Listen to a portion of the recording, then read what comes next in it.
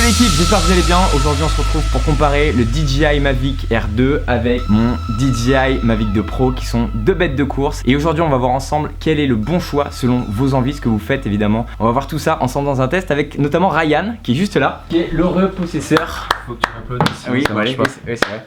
Du Mavic Air 2. Merci. Donc voilà, ça fait combien de temps que tu l'as du coup ce Mavic Air 2? 2 ans. Mais ça fait combien de temps? Non mais c'est bien, pas. ça fait 2 semaines là. Oui, 2 semaines. Je l'ai commandé quand il est sorti de toute manière. Donc, Exactement, je crois que c'était le jour livre. J, je t'ai dit bah il y a un nouveau drone qui vient de sortir, Voilà. hop là. Le temps qu'il me le livre et puis voilà. Ok, donc toi Ryan du coup t'es dans l'immobilier, vraiment spécialisé dans l'immobilier et il fait pas mal de mariages aussi. Ouais. Donc on va voir en quoi ce drone est vraiment intéressant pour toi. Avant de commencer cette comparaison, je vous invite évidemment à vous abonner à la chaîne. Je vais faire pas mal de tutos, je fais pas mal de vidéos de voyage et de tutos. On parle de produits, on parle de tout un tas de choses, donc évidemment abonnez-vous. Alors on va rentrer tout de suite dans le vif du sujet. Ryan, combien est-ce que tu as payé ce drone? Alors moi j'étais assez surpris puisque j'ai envie de dire pas si cher, mais c'est comparé justement au tien. On a la moitié du prix, donc il commence à 850 €. Ouais.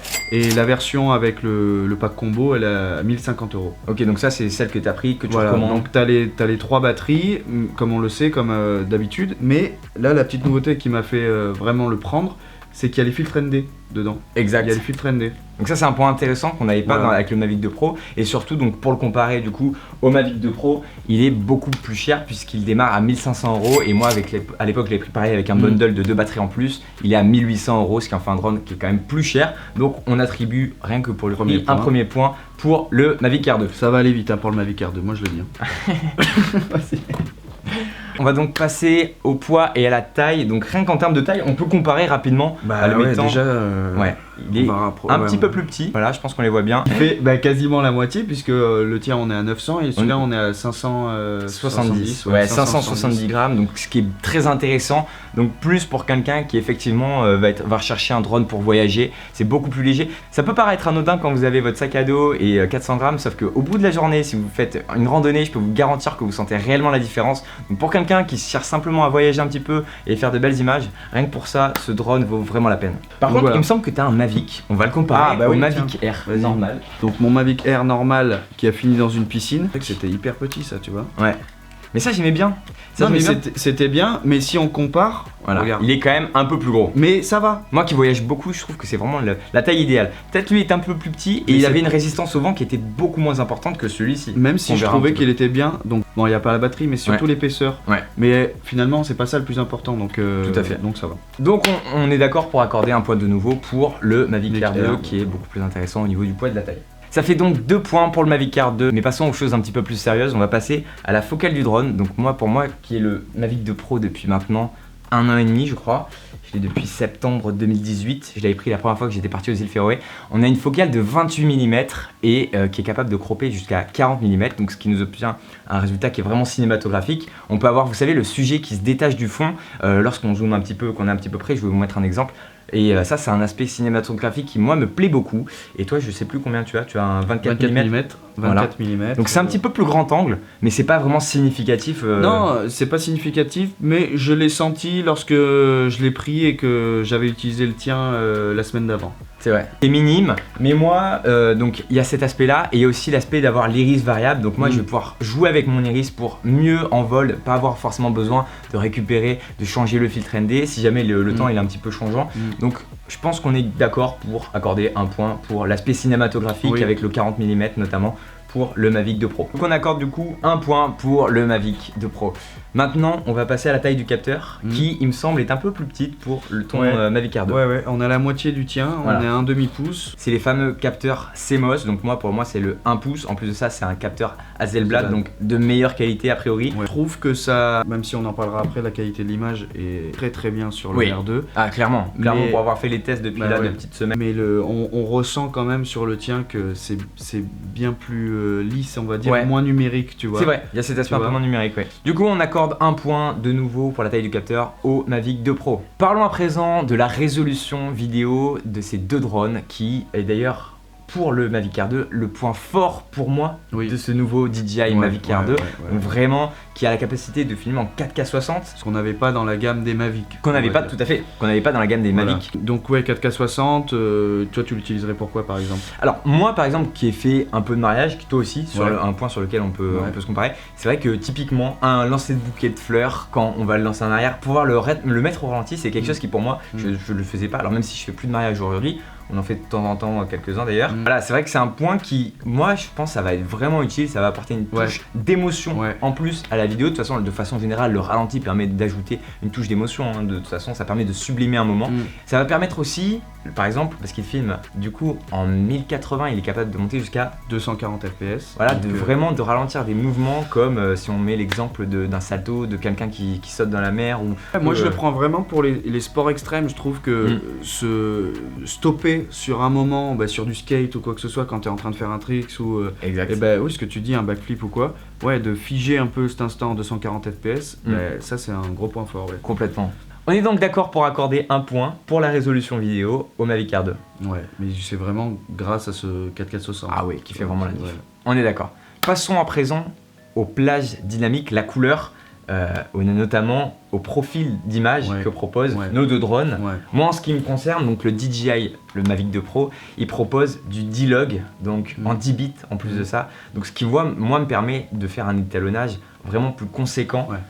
Donc c'est intéressant. Voilà. Est-ce que c'est utile? Pas pour l'ensemble de mes projets, mais c'est vrai que c'est un petit plus. C'est un plus on va dire. Donc le mien il peut descendre jusqu'en dessiné seulement. Le système enregistre donc plus d'1 milliard de couleurs par rapport aux 8 bits du Mavic Air et donc conserve des détails bien plus précis dans les zones sombres et les zones lumineuses, d'où donc l'importance de la plage dynamique. Et ça se ressent lorsqu'on regarde une vidéo, donc moi je l'ai vu quand j'ai regardé les rushs qu'on avait fait du coup à côté de Théoul. Sur les zones d'ombre, on va avoir plus de bruit. Donc moi c'est le petit désavantage entre guillemets quand tu vas filmer en flat, mais au final ça peut se corriger totalement en post-prod par exemple. Et là tu vas mettre ta fiche, c'est ça? Voilà. Tu as fait ta vidéo. Voilà, exactement. Petite fiche VR du coup Need Vidéo pour combler ce petit problème, hein. Donc logiciel qu'on utilise tous les deux qui est une petite bombe. Super. Voilà, je pense qu'on est d'accord pour accorder un point pour le Mavic 2 Pro. Très clairement, pour la profondeur de couleur, même si c'est un petit plus que les vidéastes qui font d'événementiel, etc. C'est pas ce que toi tu recherches typiquement. Non, mais c'est oui, pour de l'événementiel, non. Après, si le côté plus ciné, oui, ça c'est sûr que. Le ciné, on va plus rechercher. Du coup, ce Mavic 2 Pro pour avoir des images un peu plus qualitatives.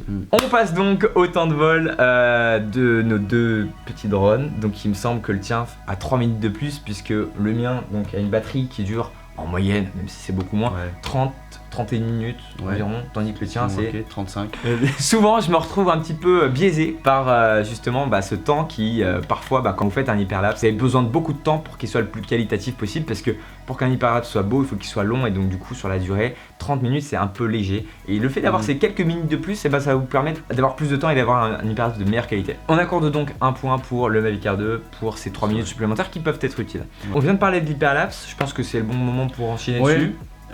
Donc le mien, ils ont intégré une fonction 8K pour le drone.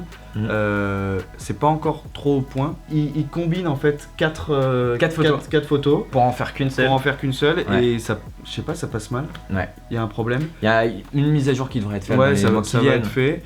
Il n'y a pas la possibilité de faire du 4K. Voilà, on passe soit de la 1080 à la 8K, mais sans passer par la 4K. Donc là, ça se voit quand même, tu vois. 1080 ça se fait. Après, même si moi je récupère toutes mes images pour le faire moi-même avec Lightroom, je passe dans un premier temps, mais bon, j'ai déjà fait une vidéo d'ailleurs sur le processus d'hyperlapse que je vous mets ici, si jamais vous voulez apprendre à le faire. Tu fais moi, je récupère de pub pour tes vidéos quand même. Oui, ça fait beaucoup. C'est vrai. Mais je suis là pour ça. C'est vrai. Non, mais du coup, voilà, c'est vrai que la fonction hyperlapse, elle marche bien. Elle stabilise d'ailleurs directement le rush en 4K quand il est bien fait. Donc à ce niveau-là, je pense qu'on est d'accord pour dire que les deux drones s'équivalent, puisque on n'a pas besoin forcément de monter en 8K pour l'hyperlapse. Moi, en tout cas, le 4K me suffit. T'as raison, c'est pas question de points ou quoi que ce soit là-dessus, mais les deux le font et puis voilà, on peut l'utiliser comme on veut. Passons maintenant à la vitesse de pointe de ton Mavic Air 2. Quel est le plus rapide? Eh bien, c'est celui-ci de 4 points, puisque donc le mien fonce à 72 km/h en mode sport, donc ça va être pratique pour filmer un sujet en mouvement. que ce soit un bateau, une voiture. Je vous rappelle qu'il est interdit de filmer sans autorisation sur la route. Filmer un sujet en mouvement, ça peut être très utile. J'allais dire c'est un point pour toi, Voilà. mais honnêtement c'est assez équivalent. Ouais. Puis si on prend des vrais drones, Oui. là ils nous laissent derrière. Ah bah oui, si on prend par exemple l'exemple du Inspire, le 2, je crois Ouais. qu'il est capable de monter jusqu'à 118 km/h en mode sport. Ouais, voilà. Donc c'est là, c'est largement autre chose. Là au-dessus. c'est autre chose. Mais bon, on n'a pas des drones qui sont faits pour ça. Moi personnellement, c'est pas trop ce que j'utilise, Non, tout voilà. le temps foncé entre Ah oui, guillemets. voilà. Donc c'est un petit point pour du coup le Mavic 2 Voilà. Pro. En parlant de vitesse, on va aussi parler du coup de la distance. La distance, Maximale. Donc je vous rappelle quand même que dans les règles dans tout ce qui est légal, en tout cas en France, moi quand je respecte les règles à fond, c'est donc 150 mètres de vol à vue. Donc on n'a pas le droit de dépasser ces limites-là. Après quand on est à l'étranger, moi je me permets en général de faire un petit peu plus. Il se permet. Il est au-dessus des lois de toute Voilà, manière. pas du tout. Non, ça dépend évidemment de la législation. À Bali c'est beaucoup plus laxiste. La législation. Du coup la distance maximale de vol avec ton Mavic Air 2, C'est 9 à 10 km, mais Voilà.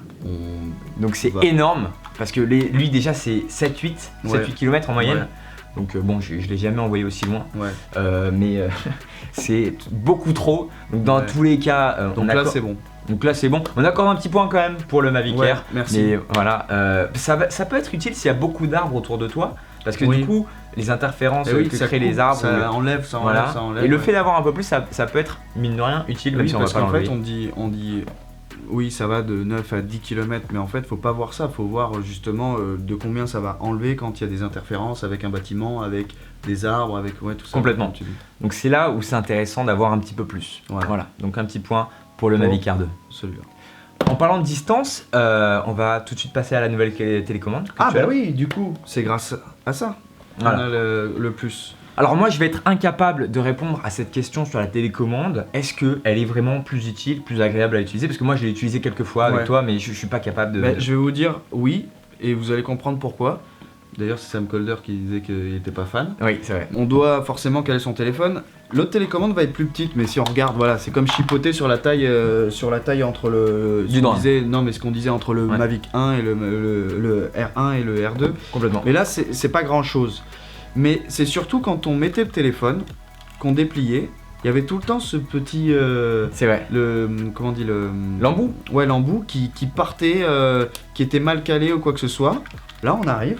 Et puis, il faut déplier les antennes et machin. Là. Je m'en fous d'avoir une feuille A4 qui se plie comme ça. Je veux pas ça. Je prends ma télécommande, j'ouvre, je mets mon téléphone dedans. Surtout qu'avant, je devais enlever la coque. Exact. Je sais pas si toi tu. Oui, moi je devais enlever la coque pour l'ancienne télécommande. Ouais. Là, je m'en fous. Je mets le truc, hop, je branche, et puis en 2 secondes, on est parti. Il y a des petites encoches en plus qui fait que c'est vraiment adapté, c'est vraiment bien. Ouais. Donc du coup avec Et- l'iPhone, donc toi t'as un iPhone Oui, j'ai 11 un Pro iPhone, Max, le fait qu'il soit max, ça passe aussi. Ça passe, mais large et avec la coque, ça passe. Donc moi, je la trouve top. Moi, Ok. j'ai rien à dire dessus. Ok, donc un petit point du coup pour la télécommande, on va passer à des fonctions qui moi me paraissent un petit peu moins utiles, mais Mhm. c'est des choses qu'on peut utiliser, surtout pour quelqu'un qui va commencer. On va notamment parler du coup de l'évitement d'obstacles. Ah oui, d'accord, ok. Bah, moi, c'est un truc par exemple que je me disais, ils vont. Enfin, en même temps, tu vas me dire, il faut segmenter, il faut avoir plusieurs gammes, donc c'est normal. Mais ils ont toujours pas mis de capteurs sur les côtés. Ils n'ont pas fait le Et- choix de mettre les capteurs Ouais. parce que sur le Mavic 2 Pro, du coup, il y a complètement donc 2 capteurs sur les côtés. Là, Qui sont juste là, voilà, exactement. On fera des petits plans un petit peu sympas dessus. Oui. Ça veut dire que on va pas être trop en confiance lorsqu'on va voler. Les côtés, Ouais, de voilà, côté. des travelling en fait finalement. De côté, Mm. il va falloir vraiment checker. Bon, après, tu vas me dire, si tu vas à balle avec le tien et qu'il y a un obstacle, il va quand même y aller dessus, puisqu'il a pas le temps. Il a pas le temps. Si tu vas très très vite, il a pas le temps de s'arrêter. Je t'avoue que j'ai pas encore fait le test. Oui, bah, les capteurs, c'est point à toi, c'est sûr. Ouais, c'est un sûr, petit il y a point, pas- même si moi personnellement je les utilise plus. Donc en parlant d'évitement d'obstacles, on va aussi parler de la résistance au vent, qui est à peu près similaire hein, finalement Ouais. de ce qu'on a vu. Il y a plusieurs tests qui ont été faits déjà que vous pouvez aller regarder sur YouTube. Oui, non, ils s'améliorent de plus en plus. Et là, on arrive vraiment sur quelque chose de bien. Et on peut le voir aussi avec le Mavic Mini qui tient aussi super bien pour un Complètement. truc. Donc à ce niveau-là, on est d'accord pour dire que Ouais, c'est je à pense peu près pas qu'il y ait kiff-kiff. plus, Franchement, de ce qu'on a vu, Mm. des tests qui ont été faits, on est d'accord pour accorder une équivalence, pas de point. À propos donc d'évitement d'obstacles, de résistance au vent, on va tout de suite parler du coup du tracking. Ouais, bah, Et la parce que nouvelle c'est là, fonctionnalité, donc 3.0, ils appellent ça le Active Track, Ouais. ouais, du coup 3.0, qu'on a un petit peu testé. Je l'utilisais pas avant. Ouais. Donc je sais pas comment il était avant, mais toi, je sais pas si tu l'as utilisé toi déjà. Moi, le tracking, je l'ai un petit peu utilisé. Ouais. C'est pas une fonction que j'utilise beaucoup. Mais ça fonctionnait bien, bien. Il avait quelques petits défauts, c'est-à-dire que si on filmait un sujet en mouvement, sur les pubs de DJI, ils te disent que ça va fonctionner, que ça va suivre, etc. C'est pas vrai. Ouais. Ça marche pas aussi bien qu'on le dit. Par contre, avec le tien, il a encore été amélioré. Et de ce qu'on a vu, par exemple, s'il perd, il arrive à bien le récupérer. Complètement. Il tient bien, mais sinon ça tient bien si on veut faire une balade en vélo ou se filmer en train de courir ou quoi que ce soit. Ouais, ou en train de courir dans la forêt, tu vois, avec les arbres qui passent, tout ça. Ouais, c'est vrai que ça évite bien. Ça va, ouais, voilà. Je dirais que le tien, ça va quand même. Donc on reste sur 0 points. Ouais, je pense. Ouais. Moi, je pense que ce point-là, on peut l'attribuer aux deux, puisque c'est pas un avantage conséquent pour le mien qui a la 3.0 à la place de 2.0. C'est pas quelque chose d'énorme, tu vois. Non. Autant sur les capteurs, autant sur le poids, ok, mais sur quelque chose comme ça, je pense pas. Si tu nous parlais un peu, Ryan, de la facilité d'utilisation de ce Mavic Air 2, parce que moi, déjà, le Mavic 2 Pro, je trouve qu'il est hyper simple d'utilisation. Est-ce que celui-ci est encore meilleur ? Moi, du coup, j'ai pu, on va le dire, j'ai pu utiliser le sien pendant le confinement. Donc j'ai pu me familiariser un peu. Toi, t'avais encore quelques projets d'immobilier ? Oui, parce que j'avais un peu quelques projets d'immobilier. Comme j'ai dit tout à l'heure, j'avais planté le mien dans la piscine, donc j'en avais plus. Mais bon, c'était bien, j'avais une meilleure qualité au moins. Lorsque j'ai pris donc le R2, la pochette qu'ils ont faite, elle est vraiment pro. Oui, t'as ta petite pochette, t'as la manette qu'on disait qu'elle est plus grosse, elle rentre facilement. Et il fait bien quali quand même. Évidemment, c'est plus petit. Mais après, au niveau de ce qu'il propose, moi, comme je le disais tout à l'heure, j'aime bien utiliser maintenant en immobilier le grand angle, où justement il va combiner 3 photos.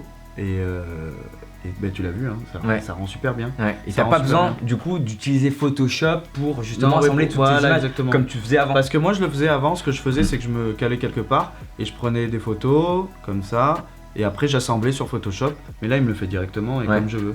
Non, c'est super bien fait, donc ça j'utilise. Après, ah oui, le vertical que tu as pas. Non. Le vertical qui est super bien, donc il va. Je sais pas si vous vous souvenez, mais le Mavic Pro 1 avait la capacité de tourner la nacelle pour justement prendre des photos en vertical, ce qui était hyper pratique pour Instagram. Et oui, parce que là tu croppes pas dans l'image, parce que si tu prends avec lui, tu vas cropper dans l'image. Là, il va prendre des photos de haut en bas, et on va se retrouver avec une image qui va être énorme. Mais finalement, c'est là où on recroppe juste en haut ou en bas comme on veut, et on a notre photo en format portrait classique. Lorsque tu vas le prendre pour la première fois, il va falloir l'appareiller, tout ça. Là, j'ai juste eu à mettre le téléphone, l'application DJI Fly, puisque c'est la nouvelle application qu'ils utilisent, et je crois que le Mavic Mini aussi, c'est ça qu'ils utilisent. Complètement. Donc, c'est la nouvelle application. J'ai juste eu à le brancher, l'allumer, allumer la manette, et il y avait déjà le retour caméra et je pouvais décoller. Donc, on n'a pas besoin de faire l'étalonnage, c'est-à-dire. Ah oui, il n'y a même plus besoin de faire d'étalonnage. Il me l'a toujours pas demandé. Hein. J'ai rien fait. Hein. Après, oui. L'étalonnage, vous savez, on doit tourner sur nous-mêmes là, comme ça. C'est ça. Et comme ça aussi, d'ailleurs. Hyper pratique. Ouais. Hyper pratique. On accorde un petit point supplémentaire du coup, pour On peut en accorder 4 d'un coup si non. Bon, okay. On va parler du bruit parce que je sais pas si tu te souviens, mais avec le R1, on dirait une guêpe. Le Mavic Air 1 faisait un bruit infernal. Donc typiquement, lorsque tu filmes en mariage, que ce soit un événement ou autre, là tu peux pas, forcément on t'entendait. Puis les gens aiment pas. Là, c'est équivalent. C'est équivalent parce qu'en fait, c'est depuis le tien, je crois, qu'ils ont mis les hélices, je sais pas comment ils les appellent. C'est des hélices justement pour faire beaucoup moins de bruit. Beaucoup moins de bruit, Et c'est les mêmes qu'on a. Tout à fait. Il n'y a pas forcément de différence là, non. Je dirais. De ce qu'on a testé, avec les niveaux de décibels, c'est kiff. On a regardé aussi des tests justement, il n'y a rien. Donc là à ce niveau-là, pas de point. Pas de point. En conclusion, pour qui est fait ce type de drone, donc le Mavic Air 2 ? Je pense que c'est ce qu'on s'était dit. En vrai, c'est amplement suffisant pour même nous deux dans notre travail. On va toujours vouloir aller chercher plus loin au niveau du capacité du capteur ou quoi. Donc on va voir ce qu'ils vont sortir pour le prochain, le 3. On fera une review d'ailleurs peut-être quand il va ressortir. Mais en tout cas là, je suis impressionné parce qu'un R, c'est entre justement un Pro et ce qu'ils avaient sorti, les Spark là, ça n'existe plus. Ou le Mini, le Mini on va dire. Mais c'était le remplacement quoi. Mais là j'ai rien à dire, j'ai vraiment rien à dire, c'est super et pour le prix, pour la moitié du Voilà, prix. c'est la moitié du prix quasiment. Ouais, voilà, pour la moitié du prix, bah. Après équivalent, Tu vois, est-ce que le tien il est 2 fois mieux, non, très clairement pas. tu vois? C'est pour ça que pour en conclure, moi je dirais que ce drone il est vraiment fait pour toi qui travailles, moi aussi je travaille en immobilier, mais il a un petit plus au niveau des mégapixels, de la résolution photo. Pour des gens qui veulent voyager et simplement qui font pas de la vidéo à niveau professionnel, qui en vivent pas mais qui veulent simplement faire de belles images, vraiment vous n'avez pas besoin d'investir 1500 € dans un drone comme celui-ci, même pour faire des belles images, celui-ci suffit amplement. Moi je dirais, si on veut faire le comparatif juste avec le Mavic Mini, parce que tu dis les gens qui veulent voyager, qui font pas forcément de la vidéo. Complètement. Mais il y a beaucoup de vidéos d'ailleurs qui ont été faites à ce sujet. Je pense que si on touche un peu en minimum en vidéo, bah, le fait d'avoir du dessiné et qu'on n'a rien du tout et de pouvoir modifier, parce qu'on peut rien modifier sur le Mavic Mini. Non, c'est tu shootes en auto, oui, c'est auto. Ouais, t'as pas de mais. Tu peux pas shooter si vous regardez cette vidéo, c'est que vous vous intéressez un peu au drone. Bah, rajoutez un peu d'argent juste pour prendre celui-là, parce que Mavic Mini c'est vraiment pour débuter, apprendre à voler, mais encore tu fais ça rapidement. Donc le Mavic 2 Pro reste quand même un très bon drone, un peu plus cher. Il s'adresse plus à des vidéastes du coup expérimentés qui travaillent sur des projets de pub, avec notamment les 10 bits qui sont pour moi le D-Log 10 bits qui est vraiment indispensable en pub pour avoir un meilleur étalonnage et surtout qui a une bien meilleure plage dynamique, donc entre les hautes lumières et les basses lumières. Donc voilà, en conclusion, ce drone il s'adresse à ceux qui font de l'immobilier, de l'événementiel et du voyage, et celui-ci s'adresse à ceux qui font, on va dire, tout ça, et surtout pour ceux qui s'intéressent vraiment au côté cinématographique du drone et des angles qu'on peut obtenir du coup grâce à ça, la plage d'étalonnage, etc. Et puis finalement c'est pas significatif les points, puisque c'est tout ce qu'on a dit tout au long de la vidéo qui va déterminer s'il est fait pour vous ou pour lui. Ou pour lui. Donc voilà, j'espère vraiment que cette vidéo vous a plu. Si c'est le cas, n'hésitez pas à me suivre sur Instagram, donc BeRyanBen. Je fais de la photo et de la vidéo, et des drôles. Et des trucs sympas. Ah bon? Notamment tu distribues quoi, du PQ en Lamborghini, de ce que je voilà, je dis juste ça, c'est bon. Ouais, c'est bon. Voilà, donc n'hésitez pas évidemment à vous abonner, à mettre un like. On se retrouve la semaine prochaine pour une nouvelle vidéo. D'ici là, portez-vous bien. Ciao. Bien. C'est la fin de vidéo, il y aura plus que 10% des gens là. Oui. Voilà. T'as bien aimé un petit peu notre petit comparatif? Du coup, j'ai rien écouté, donc j'espère que c'est bien. C'était intéressant. Bah moi, non, parce que j'étais là dans la vidéo, donc ça va. Allez, on va manger la tête.